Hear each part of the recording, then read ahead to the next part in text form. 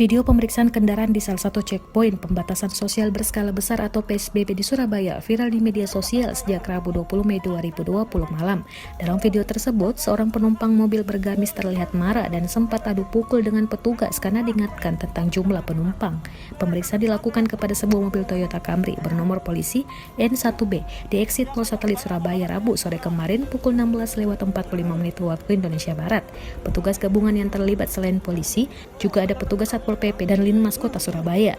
Saat mobil dihentikan dan petugas mengingatkan tentang jumlah penumpang dan pemakaian masker, serta meminta mobil tersebut putar balik, seorang penumpang pria berkopiah dan bersurban warna putih keluar dari mobil dan memarahi petugas.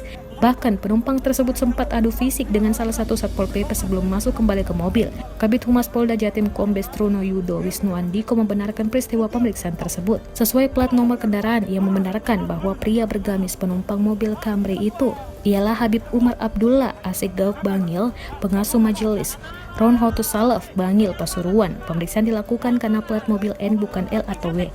Saat PSBB, plat nomor selain L dan W memang diminta putar balik saat masuk ke Surabaya. Terangnya dikonfirmasi Kamis 21 Mei 2020.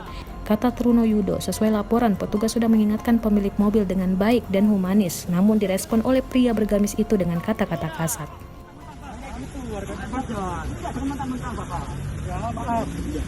Ini dipoto ya, biar gimana juga. Kita memang aturan, Pak.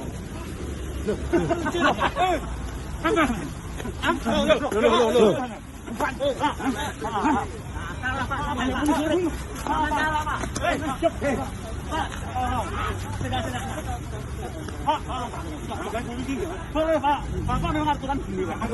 Bapak silakan balik aja. Bukan kurang ajar, Pak. Maaf. Ya. Ada huruf ubah kok begitu. Tolong ya. Harganya betul Bapak. Udah, coba dari luar kota dikasih tahu betul-betul. Biar dari Polda lebih tahu sebenarnya aturan. Harganya betul guys. Bapak dari Polda lebih tahu mestinya aturan. Diam. Loh, kok diam? Kami memberitahu Bapak. Nah, harganya betul guys, Bapak. Ajuan, Mas. Terus biar terus ditunjuk terus ya. Kita sebagai bukti nanti. Kalau jawaban sebagai bukti. Mau tak meeting maksudku.